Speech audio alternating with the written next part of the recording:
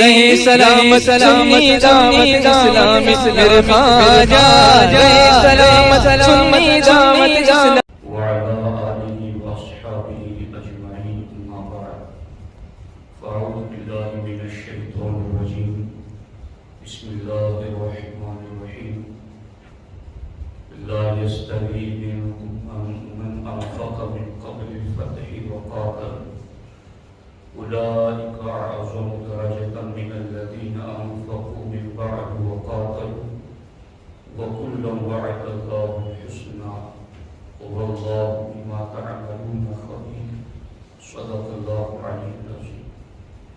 انتہائی احترام و عقیدت کے ساتھ حضور سید المرسلین خاتم الانبیاء شفیع المذنبین رحمت للعالمین راحت العاشقین خاتم المعصومین صلی اللہ تعالی علیہ وآلہ واصحابہ وبارک وسلم کی بارگاہ میں اپنی غلامی کا ثبوت دے اور جس طریقے سے میں پڑھ رہا ہوں میرے ساتھ مل کر باادب بآواز بلند حضور دل کے ساتھ نذران محبت پیش کریں. الصلاة والسلام علیک یا رسول اللہ، الصلاة والسلام علیک یا حبیب اللہ، الصلاة والسلام علیک یا نبی اللہ، وعلی آلک واصحابک یا نور اللہ، صلی اللہ تعالی علیہ وسلم.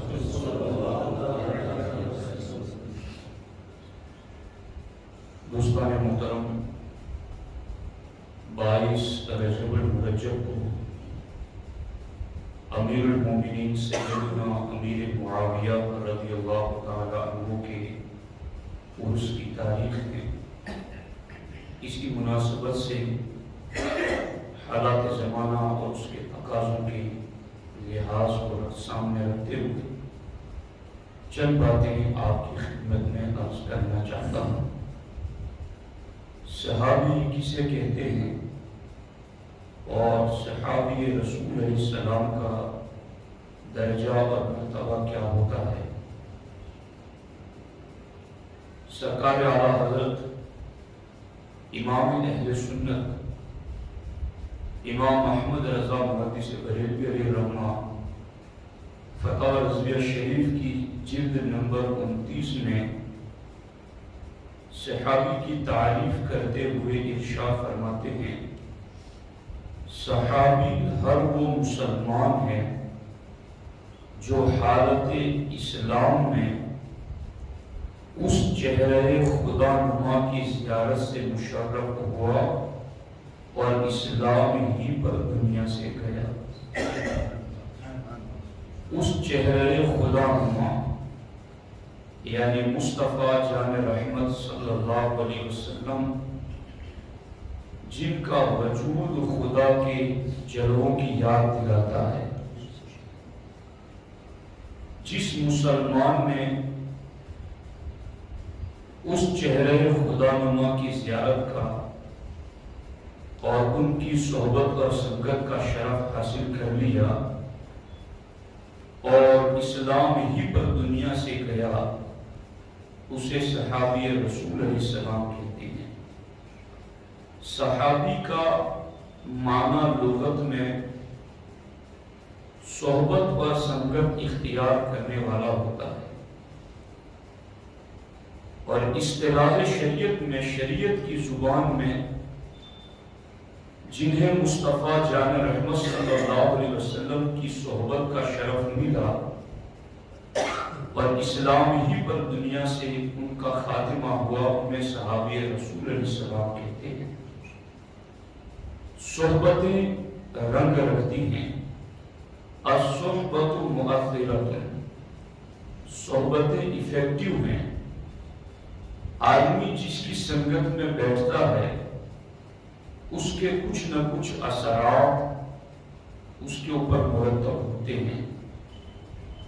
شیخ سعدی رحمت اللہ تعالی علیہ نے تو یہاں تک کہا، گرے خوشبوئے در حمام روزے، رسید از دست محبوب بدستم، بدو گفتم کہ مشکی یا عبیری، کہ از بوئے دل آویز تو مستم۔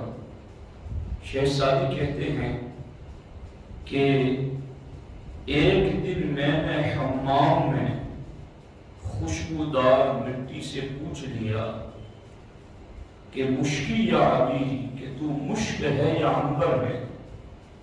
پہلے زمانے میں جس طرح آج سرکاری ٹوائلٹ وغیرہ ہوتے ہیں، اس طرح سے حمام غسل خانے ہوا کرتے تھے، مسافر وغیرہ اس میں جا کر غسل کیا کرتے تھے، اور صابن کی جگہ مٹی استعمال کرتے تھے۔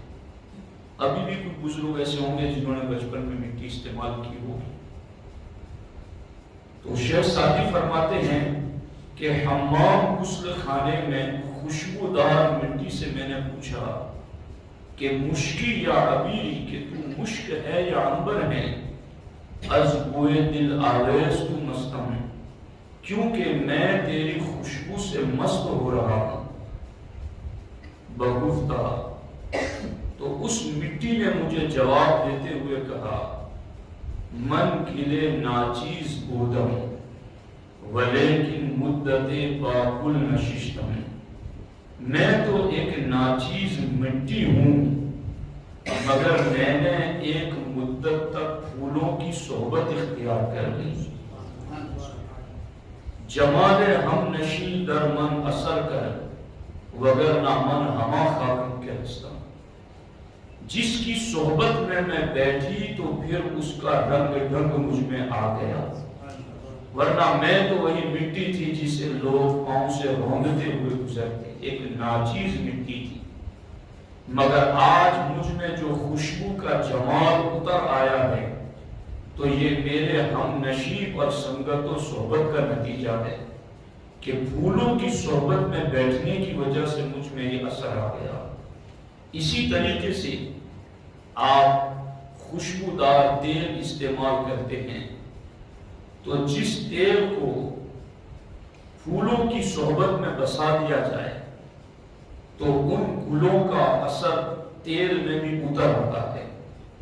تو جہاں مٹی کو پھولوں کی صحبت مل جائے تو مٹی ناچیز ہو کر مشکبار ہو جائے، جہاں تیل کو اور تلوں کو پھولوں کی صحبت مل جائے تو ان تلوں سے نکلنے والا تیل بھی مشکبار ہو جائے۔ تو جب پھولوں کی صحبت کا یہ اثر ہے تو مصطفیٰ جان رحمت کی صحبت کا اثر کتنا زیادہ۔ مصطفیٰ جان رحمت صلی اللہ علیہ وسلم کی سنگت کا معاملہ کیا رہا ہوگا، اور ان کی صحبت کے شرف سے جو مشرف ہوئے پھر ان کی عظمتوں کا عالم کیا ہوگا۔ اسی لیے اہل سنت کا یہ 1450 سالہ متفقہ عقیدہ اور نظریہ ہے کہ دنیا کے تمام غوث، کتب، ابدال، قلندر، نوجبہ، نقبہ، ابدال، سارے روحانیین، کروبیین مل جائیں تو بھی کسی ایک صحابی کے مرتبے پر نہیں پہنچ سکتے۔ پھولوں کی صحبت میں مٹی بیٹھے تو اس میں اثر آ گیا، پھولوں کی صحبت میں تلوں کو رکھا گیا تو تلوں کے تیل میں اثر آ گیا۔ جو مصطفیٰ جان رحمت، سید المعصومین، خاتم المعصومین، سید المرسلین صلی اللہ علیہ وآلہ وسلم کی سنگت میں بیٹھے تو اس صحبت اور سنگت کا اثر اتنا زیادہ ہوا کہ بعد میں آنے والے ہر روحانی سے اللہ نے ان کا مرتبہ بلند فرمایا۔ اسی لیے قطبیت کبریٰ کے منصب پر فائز غوث الاعظم دستگیر، پیران پیر دستگیر رضی اللہ تعالیٰ عنہ فرماتے ہیں کہ اگر مجھے پتہ چل جائے کہ اس راستے سے امیر معاویہ رضی اللہ تعالیٰ عنہ اونٹ کی سواری گزرنے والی ہے تو میں وہاں اپنا سر کھول کر کے راہ کے قریب بیٹھ جاؤں تاکہ ان کے گھوڑے کی ٹانپ سے اڑنے والی گرد اٹھ کر میرے چہرے پر لگے اور میری نجات کا ذریعہ ہو جائے۔ قادری لکھنا بڑا آسان ہے، کوئی قادری بن کے تو لکھا ہے۔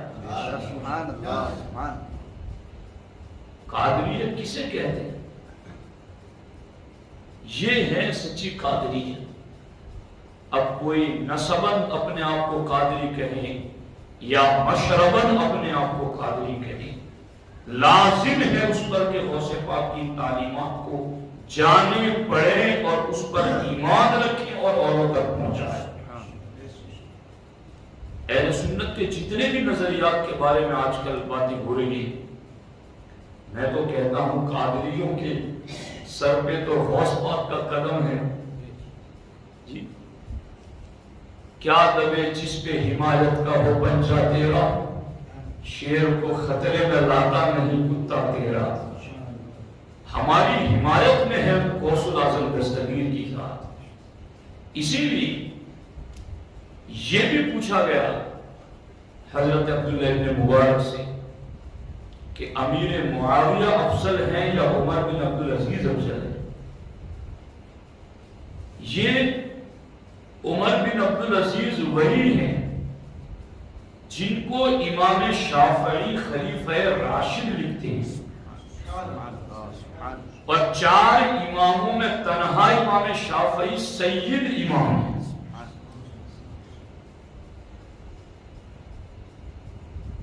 سمجھ آ رہی؟ مالکی، حنبلی، شافعی، حنفی، ان چاروں کے جو امام ہیں، امام اعظم، امام مالک، امام احمد، امام محمد بن ادریس الشافعی، تو شافعیوں کے جو امام ہیں وہ آل رسول ہیں، وہ سید ہیں۔ وہ لکھتے ہیں کہ حضرت عمر بن عبدالعزیز کون ہیں؟ خلیفہ راشد ہیں، خلیفہ راشد۔ تو یوں نہیں کہ سارے بنی امیہ کو کوئی بولنا چاہے تو بول کے چلا جائے۔ سید امام لکھ رہے ہیں کہ عمر بن عبدالعزیز خلیفہ راشد ہیں، اور اس خلیفہ راشد کے 2 عمل میں آپ کو بتاؤں گا۔ ایک عمل یزید کے بارے میں اور ایک عمل امیر معاویہ کے بارے میں۔ حالانکہ عمر بن عبدالعزیز خاندان بنی امیہ سے تعلق رکھتے اور یزید بھی اسی خاندان میں پیدا ہوا، مگر حضرت عمر بن عبدالعزیز کے سامنے کسی نے یزید کو امیر المومنین کہا تو آپ نے کہا اس کو 30 کوڑے لگاؤ، اس کو 30 کوڑے لگاؤ۔ اگرچہ یزید میرے خاندان کا تھا، مگر خاندان رسالت پر اس نے ظلم کیا، اس کو جو امیر المومنین کہے گا اسے بھی میں سزا دوں گا۔ لیکن یہی عمر بن عبدالعزیز رضی اللہ تعالی عنہ ان کے بارے میں اور امیر معاویہ رضی اللہ تعالیٰ عنہ کے بارے میں پوچھا گیا کن سے؟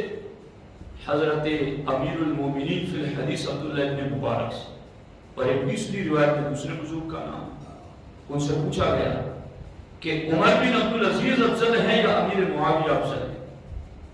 تو چونکہ امیر معاویہ صحابی رسول ہے، سرکار کی صحبت نے ان کو کتنا نکھارا، عمر بن عبدالعزیز کا مرتبہ بھی کوئی کم نہیں تھا۔ خلیفہ راشد جن کو امام شافعی لکھ رہے، جو اسلامک تاریخ کے پہلے مجدد ہیں، عمر بن عبدالعزیز حدیث اور فقہ کی تدوین میں جن کے نمایاں کارنامے ہیں، ان کے حوالے سے پوچھا گیا، لیکن وہ صحابی نہیں۔ پوچھا گیا کہ امیر معاویہ افضل ہے یا عمر بن عبدالعزیز افضل ہے؟ تو حدیث کا امام کیا بولی بولتا ہے اور آج کے چھوٹی چھوٹی عقل رکھنے والے کیا بولی بولتے ہیں؟ عمر بن عبدالعزیز اور دونوں کے بارے میں پوچھا گیا تو محدثین کے امام امام اعظم ابو حنیفہ کے ارشد تلامذہ اور شاگردوں میں سے حضرت عبداللہ بن مبارک فرماتے ہیں تم معاویہ اور عمر بن عبدالعزیز کا تقابل کرتے ہوئے دونوں میں سے کون افضل ہے؟ سنو، امیر معاویہ رضی اللہ تعالی عنہ جس جہاد اور جنگ میں شریک ہوئی اور گھوڑے پر سوار ہو کر چلے، گھوڑے کی ٹاپ سے جو گرد اڑی اور گرد اڑ کر کے گھوڑے کی ناک میں لگی، وہ بھی عمر بن عبدالعزیز سے افضل ہے۔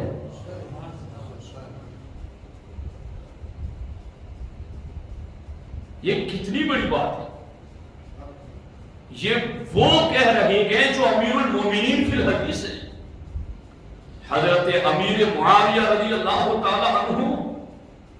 آپ کا مرتبہ شرف صحابیت کے لحاظ سے تو بہت بلند ہے ہی نہیں، لیکن آپ کی شان میں خود اللہ کے رسول صلی اللہ علیہ وسلم نے کئی فرامین اپنی زبان پاک سے ارشاد فرمائے۔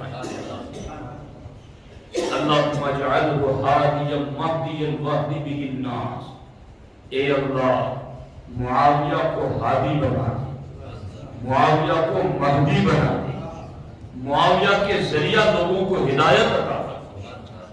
یہ وہ ہیں کہ آسمانی عقلی کتابوں میں ان کی حکومت کو سلطنت مصطفیٰ لکھا گیا۔ یہ ہے وہ امیر معاویہ رضی اللہ تعالیٰ۔ اللہ، اب میں اس سلسلے میں چند اصول آپ کی خدمت میں عرض کرنا چاہتا ہوں، وہ بہت اہم ہے اور اس کو کوئی بندہ نہ بھولے نہ چھوڑے، اس کو توجہ سے سنے۔ صحابی ہونا اور شرف صحبت مصطفیٰ علیہ السلام سے انہیں جو کمال ملا، تو اب چونکہ اہل سنت و جماعت کا یہ اصول ہے الصحابۃ کلہم عدول صغارہم و کبارہم، کہ تمام صحابہ کرام چاہے چھوٹے ہو یا بڑے ہوں تمام عدل و انصاف والے، ان میں سے کوئی بھی گنہگار نہیں، ان میں سے کوئی ایک بھی ظالم نہیں، سارے کے سارے عدل و انصاف والے۔ اور علم حدیث کا ایک شعبہ ہے جس کو علم اسماء الرجال کہتے ہیں۔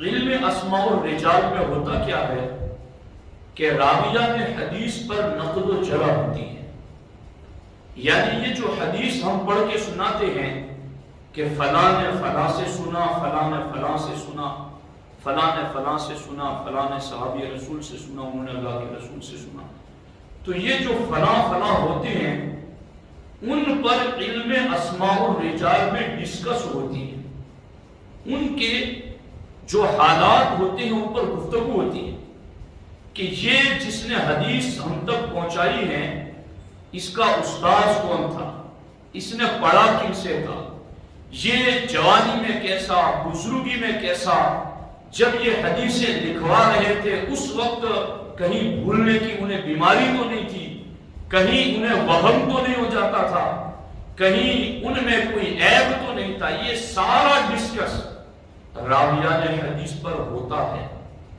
اور حقیقت میں یہ دین کی حفاظت کا اہم ترین شعبہ ہے کہ ان ناقدین، جارحین، محدثین نے نقد و جرح کی چھلنی میں حدیثوں کو ایسا پرکھا کہ اصل نور نور ہم تک پہنچا دیا۔ غور فرمائیں، وہ سارے محدثین سب پر جرح کرتے ہیں، نقد کرتے ہیں، اس کے حوالے سے ڈسکس کرتے ہیں یہ کیسا تھا، استاذ کون تھا، پڑھا کہاں سے تھا، جوانی میں کیسا تھا، بڑھاپے میں کیسا تھا، بھولنے کی بیماری تو نہیں تھی، سارا ڈسکس وہ کرتے ہیں۔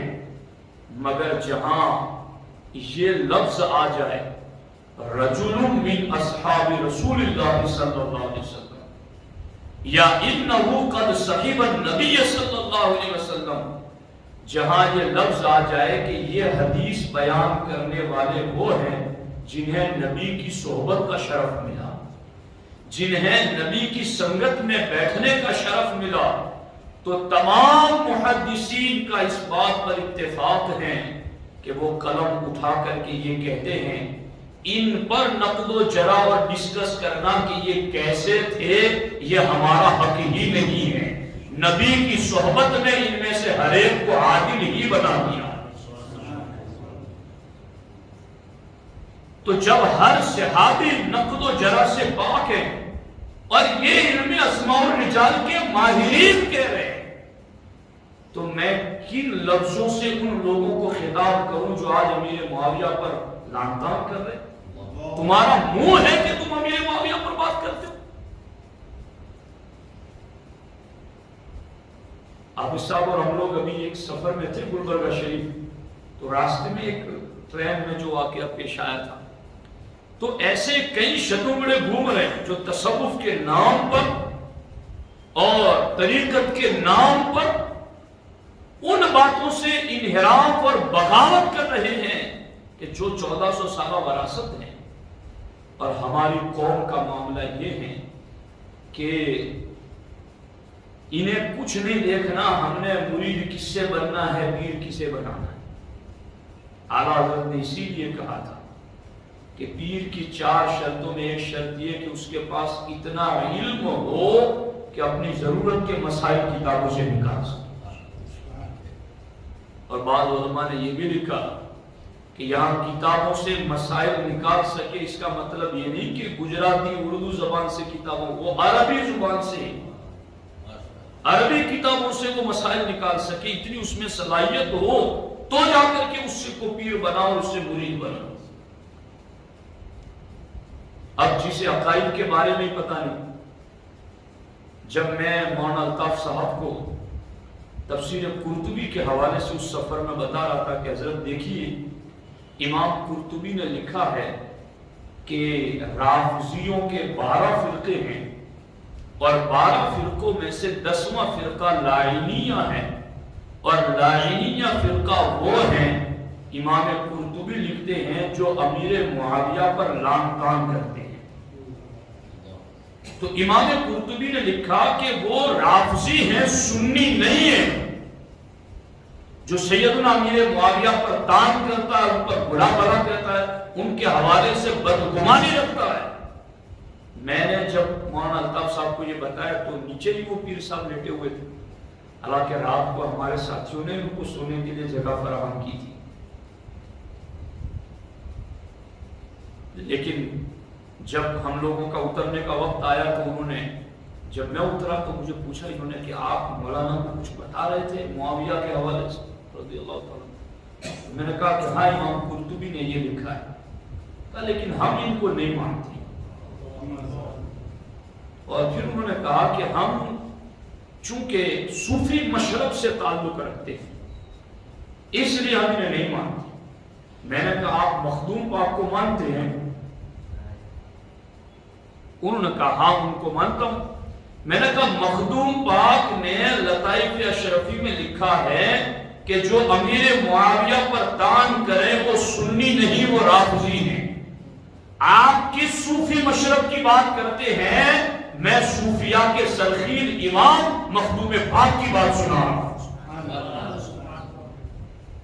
تو وہ آئیں بائیں شائیں کرنے لگے، کوئی جواب نہ بن پڑا، اور میں نے انہیں کہا کہ کاش مجھے پہلے پتا ہوتا کہ آپ کس مرض کے بیمار ہیں تو میں پورا وقت آپ کو دیتا اور آپ سے گفتگو کرتا۔ ابھی میں نے اس حوالے سے سرکار سیدنا شاہ ابو الحسین احمد نوری بھی رحمت اللہ تعالی، جن کے بارے میں اعلیٰ حضرت لکھتے برتر قیاس سے ہے مقام ابو الحسین، سدرا سے پوچھو رفعت بام ابو الحسین۔ ابو الحسین کا مرتبہ کتنا بلند ہے یہ سدرا کی بلندی سے پوچھو۔ یہ اعلیٰ حضرت بیجا تعریف کرنے والے نہیں ہیں جی، کرو مد ہے اہل دول رضا، یہ شعر لکھنے والے امام ہی نے ان کی شان میں لکھا ہے کہ جب نوابوں کی تعریف کی بات آئی تو کہا کرو مد ہے اہل دول رضا، مالداروں کی میں مدح کروں، تعریف کروں، میرا دین پارے نام نہیں، میں گدا ہوں اپنے کریم کا، میں تو مصطفیٰ جان رحمت کے در کا غلام ہوں، میرا دین روٹی کا ٹکڑا نہیں کہ میں مالداروں کی سراخانی کرتا رہا۔ بڑے بڑے نوابوں کو جنہوں نے ہٹا دیا اور کہا تمہاری تاریخ میں کوئی شعر نہیں لکھوں گا، انہوں نے ابو الحسین نوری میاں کے حوالے سے کہا برتر قیاس سے ہے مقام ابو الحسین۔ جی قیاس اندازہ لگانے سے ان کا مقام بلند ہے، کتنا بلند ہے سدرا سے پوچھو رفعت بان ابو الحسین۔ وہ نوری میاں رحمۃ اللہ تعالیٰ نے کیا لکھتے ہیں اپنی کتاب سراج العوارف فی الوصایا والمعارف، چونکہ آپ سبب لوگ یہ کہہ رہے ہیں کہ ہم تصوف کو ماننے ہیں، تو کس تصوف نے تمہیں امیر معاویہ کی گستاخی سکھائی؟ وہ ایران والا تصوف، وہ رافضیوں والا تصوف، وہ شیعوں تفسیریوں اور غالیوں والا تصوف، یہ ہے صوفیاء کے امام جن کا مرتبہ سدرا سے پوچھو کہ کتنا بلند ہے۔ وہ کیا لکھتے ہیں سراج العوارف فی الوصایا والمعارف، اس میں سرکار ابو الحسین نوری میاں علیہ الرحمہ لکھتے ہیں کہ اس زمانے میں اہل سنت و جماعت کے لوگ رافضیوں کے پاس آنے جانے اور ان کے پاس اٹھنے بیٹھنے کی وجہ سے حضرت سیدنا امیر معاویہ رضی اللہ تعالی عنہ اور دوسرے صحابہ رضی اللہ تعالی عنہم سے سوء ظن یعنی بدگمانی رکھتے ہیں، یہ خود کھلا ہوا حفظ ہے۔ انہوں نے اپنے زمانے میں لکھا تھا، یہ آج سے 100 سال پہلے کی بات ہو رہی کہ یہ ہمارے سنی لوگ رافضیوں کے پاس اٹھنا بیٹھنا شروع ہو گئے، اور یہ جان لینا رافضیوں کی اذان بھی ہم سے جدا ہے، ان کے بہت سارے کام ہم سے جدا ہے۔ یہ ابو بکر و عمر عثمان کو گالیاں دیتے، لیکن اتنا بڑا کام کرنے سے ہی رافضی نہیں بن جاتا۔ مخدوم پاک کہتے جو امیر معاویہ کے بارے میں لان تان کرتا ہے اس سے بھی رافضی بن جاتا ہے، وہ چاہے اپنے آپ کو پیر عالم رہنما ہی کیوں نہ کہے۔ لیکن مخدوم پاک جو ہمارے سلسلہ اشرفیہ کے امام ہیں، انہوں نے لکھا کہ جو امیر معاویہ کے بارے میں بدظنی رکھتا ہے وہ سنی نہیں ہے۔ اور ابو الحسین نوری میاں رحمۃ اللہ علیہ الوصایا میں کیا لکھ رہے ہیں کہ جو امیر معاویہ اور دوسرے صحابہ سے بدگمانی رکھے وہ سنی نہیں۔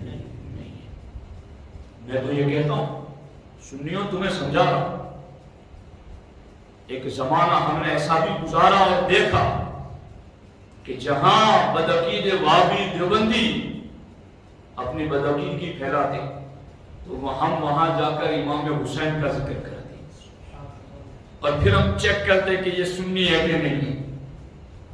جی اب وہ دور بھی ہے، وہ بھی ہونا چاہیے، اس کی نفی نہیں، اس کا انکار نہیں، لیکن آج وہ دور آ گیا ہے کہ آج آپ کا پیر، آپ کا مرشد، آپ کا امام، آپ کا عالم آپ سے ملے اور رجب کا مہینہ آئے تو اس سے کہیے کہ ذرا امیر معاویہ کی شان میں بیان کرو، اور پھر دیکھو کہ اس کی زبان پر کلمات کیا جاری ہوتی۔ چونکہ سارے محدثین، ناقدین، جارحین مل کے یہ کہہ رہے ہیں کہ جس نے نبی کی صحبت کا شرف حاصل کر کے صحابی بن گیا اس کے بارے میں ڈسکس کرنا یہ ہماری مجال ہی نہیں ہے، کیونکہ نبی کی صحبت نے انہیں ہر غوث ولی کتب سے بلند کر دیا۔ جب ہم غریب نواز کے خلاف کوئی جملہ نہیں سن سکتے، جب ہم غوث پاک کے خلاف کوئی جملہ نہیں سن سکتے، جب ہم کسی بھی قطب ولی کے خلاف کوئی جملہ نہیں سن سکتے، تو ہزاروں کتب و غوث اولیاء سے افضل ایک نبی کا صحابی ہوتا ہے، ان کے حوالے سے ہم کوئی لفظ کیسے سنیں؟ اس لیے ساتھیوں یہ بزرگان دین کی تعلیمات ہیں، اس پر مزید وقت نہ لگے، مگر میں یہ بات بھی آپ کو ساتھ ہی ساتھ عرض کر دیتا ہوں کہ یہ اس سلسلے میں بڑی پیاری اور لطیف باتیں اس وقت میرے سامنے ہیں، اور سب کو میں کہاں ذکر کروں کہ تنگی وقت بھی، اور پھر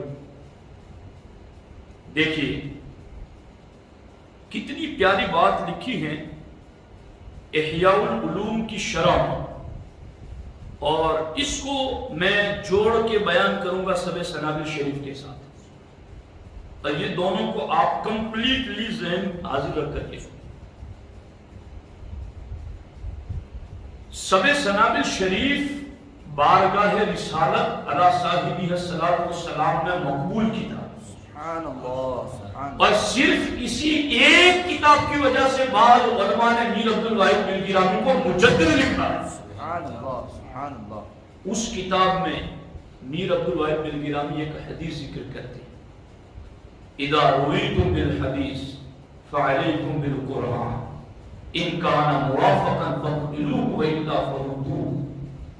ہمارے نبی علیہ السلام کا فرمان، سرکار خود فرما رہے اے میری امت، اذا رویتم بالحدیث، جب کوئی تم تک میری حدیث لے کر آئے، یعنی کوئی بات ہو اور وہ یہ کہنے والا یہ کہے کہ یہ نبی کا فرمان ہے، فعلیکم بالقرآن، تو میں تمہارا نبی تمہیں بتا رہا ہوں کہ میری بات کہہ کر کے لے کر آنے والے کی بات کو قرآن کے سامنے پرکھنا، ان کان موافقت، اگر قرآن اس بات کی تائید کرے کہ ہاں یہ ٹھیک ہے فقبلو، تو اسے قبول کر لیں، وَإِلَّا فَرُدُّوهُ، اور اگر قرآن اس سے موافقت نہ کرے بلکہ قرآن کچھ کہیں اور وہ جو بات لے کر آیا وہ کچھ اور کہہ رہی ہے، تو ہمارے نبی خود ہمیں بتا کر گئے کہ وَإِلَّا فَرُدُّوهُ، تم اسے چھوڑ دیں۔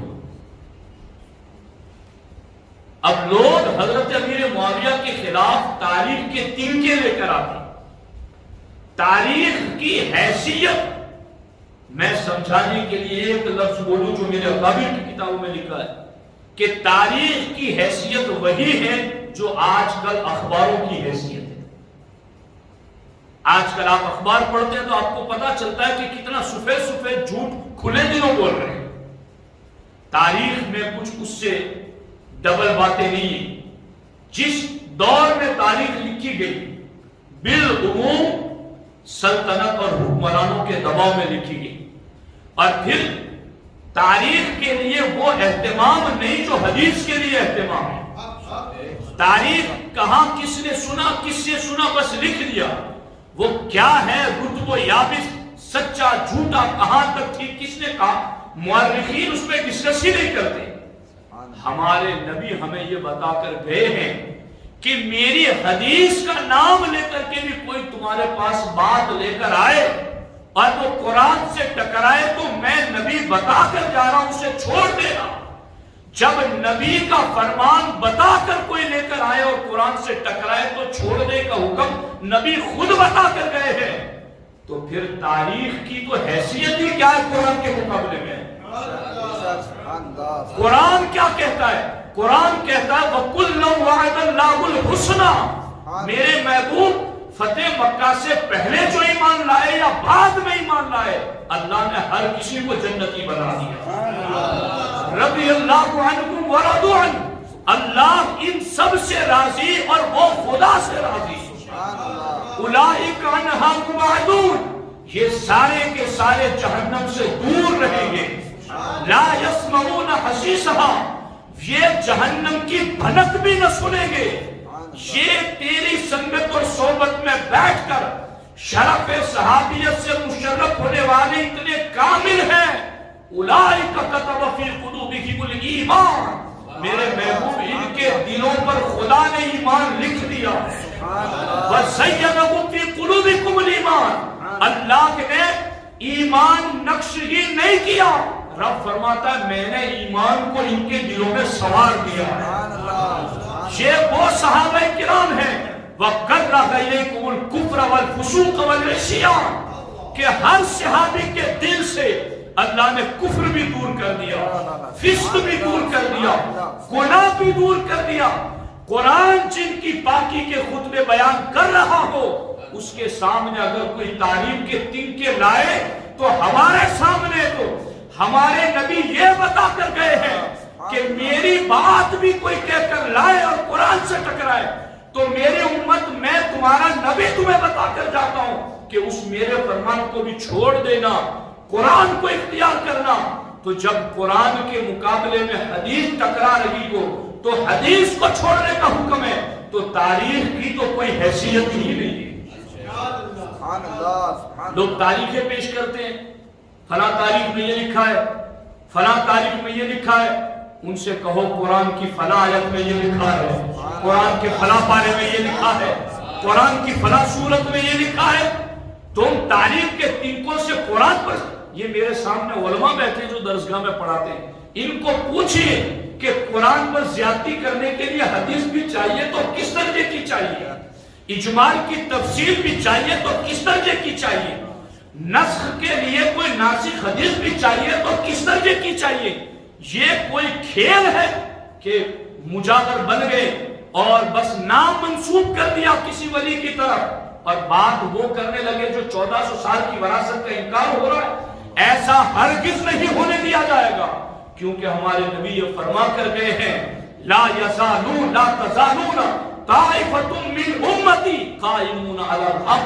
سرکار فرماتے ہیں ہر زمانے میں میری امت کا ایک گروہ حق پر ڈٹ کر قائم رہے گا۔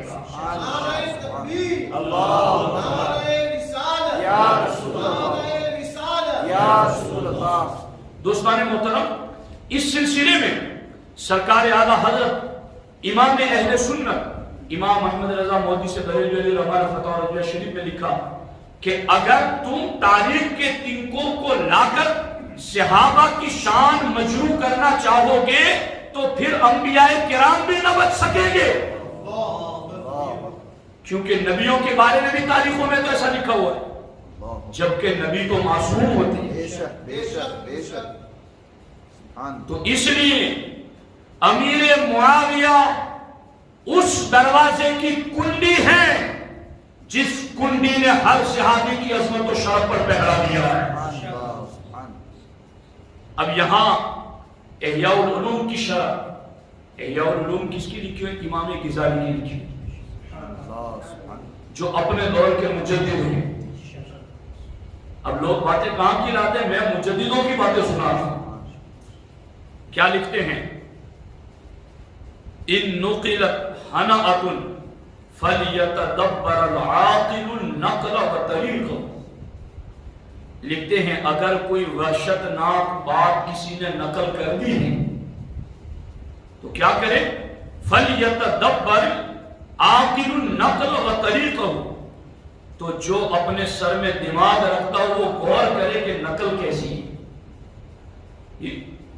اب یہ ان کو کون سمجھائے کہ جو تو نقل لے کر آ رہا ہے وہ منقول شرعی ہے، منقول عرفی ہے، یہ کیا ہے؟